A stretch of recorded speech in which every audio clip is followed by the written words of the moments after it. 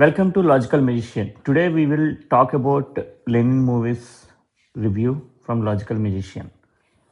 So Lenin అనే movie రీసెంట్గా release అయింది, అందరికీ తెలిసిందే. లెనిన్ మూవీ ఎలా ఉంది అన్నది ఈరోజు మనం మాట్లాడుకుందాం. లెనిన్ మూవీ గురించి మాట్లాడుకోవాలంటే Lenin has very good comparisons as well as the story itself is completely comparable with Mahabharat. Lenin పాత్ర గురించి మాట్లాడుకుంటే కర్ణుడు పాత్ర లెనిన్ది మూవీలో.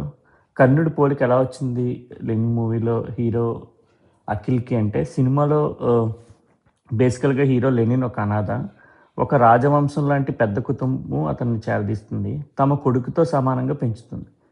మహాభారతంలో సూతపుత్రుడిగా అవమానాలు ఎదుర్కొన్న కర్ణుడిని దుర్యోధనుడు ఎలా అయితే ఆదరించి అంగరాజ్యానికి రాజుని చేసినట్టు ఇక్కడ లెనిన్ పాత్ర సాగుతుంది. కానీ చివరకు తను నమ్మిన ప్రాణ స్నేహితులే తనకు నమ్మక ద్రోహం చేశారని తెలుసుకున్నప్పుడు అతను వారిపైనే యుద్ధం ప్రకటిస్తాడు. యుద్ధం ప్రకటించే టైంకి లెనిన్ ఎలా ఉన్నాడు అన్నది సినిమా. ధర్మరాజు పోలిక కూడా పెట్టారు. లెనిన్ జైలు నుంచి రిలీజ్ అయినప్పుడు అతనితో పాటు కన్నయ్య అనే నమ్మకమైన కుక్క ఉంటుంది సినిమాలో, which is very much symbolic again. మహాభారతంలో చివరిన ధర్మరాజు స్వర్గారోహణ చేసేటప్పుడు ఒక కుక్క అతన్ని అనుసరిస్తుంది అని రాసి ఉంది. ఇక్కడ ఆ కుక్కని సింబాలిక్గా ఉపయోగించారనమాట.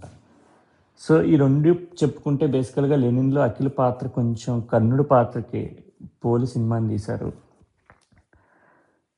శకుడు గురించి మాట్లాడుకుంటే సినిమాలో శకుని మరియు పేకాట అన్నది ఒక చిన్న కాన్సెప్ట్ ఉంటుంది. మహాభారతంలో కురుక్షేత్ర యుద్ధానికి ప్రధాన కారణం శకుని ఎప్పుడైతే ఆడించాడో మహాజోదం పాచికలాట అప్పుడే కదా మహాభారతం స్టార్ట్ అయింది. ఈ సినిమాలో బ్రహ్మాజీ కూడా అలాంటి పాత్ర పోషించాడు. దామోదరం అతని పేరు యాక్చువల్గా. పాత్ర ఊరిలో శకుని లాంటిది, ఇతడు ఎప్పుడూ అందరి మధ్య గొడవలు పెట్టడానికి చూస్తూ ఉంటాడు.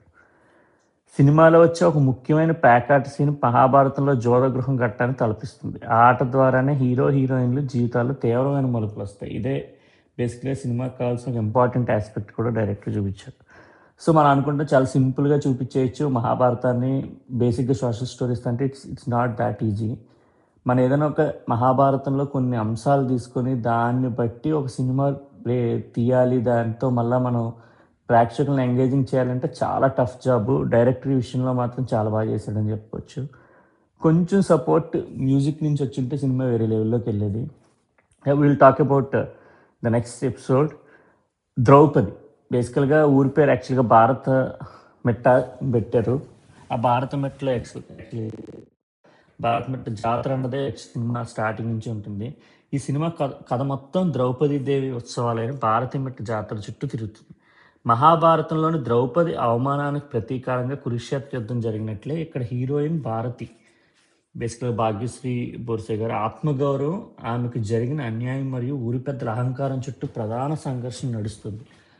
ఒక అమ్మాయికి జరిగిన అన్యాయం గురించి తీసిన సినిమాలో బేసికల్గా what ever movie it is which we have to appreciate those kind of movies. ఈ సినిమాలో ద్రౌపది అనే కాన్సెప్ట్ తీసుకుని భాగ్యశ్రీ బోర్సే గారిని అందులో పెట్టి తీసిన విధానం చాలా బాగుంటుంది. You all will really enjoy the character. Basically అక్కడ ఉన్న కాన్ఫ్లిక్ట్ కానీ ఇవన్నీ నచ్చుతాయి. ఇతర పాత్రల గురించి మాట్లాడుకుంటే మనం శివాజీ గారి పాత్ర పేరు సత్యరాజులు. ఇతను ఊరి పెద్దకు పుట్టిన అక్రమ సంతానానికి చూపిస్తారు బేసికల్గా సినిమాలో. కుటుంబ సభ్యులు ఇతన్ని ద్వేషించిన లెనిన్ మాత్రం ఇతను బాబాయిగా గౌరవిస్తాడు.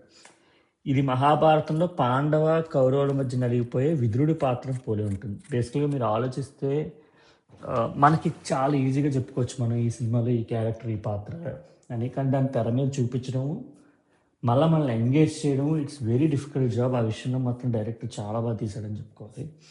And Shivaji acting is also next level. Basically you will really enjoy Shivaji's character after Akhil's character. కపట శత్రువుల కింద ఉంటారు బేసికలీ సినిమాలో కొంతమంది. మనకు అత్యంత సన్నిహితంగా ఉండేవాళ్ళే మనల్ని వెన్నుపోటు పొడుస్తూ ఉంటారు అనేది చాలా మంది చెప్తూ ఉంటారు, చాలా రకరకాలుగా చెప్తూ ఉంటారు మూవీస్లో ఎస్పెషల్లీ. సో ఈ సినిమాలో కూడా అలాంటి కాన్సెప్ట్ ఉంది. You all will really enjoy it. ఫైనల్గా వెడ్డికి చెప్పాలంటే మహాభారత కథలోని డ్రామాను క్యారెక్టరైజేషన్ తీసుకుని ఒక పల్లెటూరు రివెంజ్ డ్రామాగా మార్చాలనుకున్న దర్శకుడి ప్రయత్నాన్ని మాత్రం మనం అభినందించాలి. ఆయన పాత్ర కూడా ఉంది ఆఫ్ కోర్స్. అక్కడక్కడ కొంచెం కథనం స్లో అయినా సరే, if you really want to enjoy like 70% of your time by watching a movie. You can go for this movie. This is the review from Logical Nation. Thank you. We'll meet in the next review.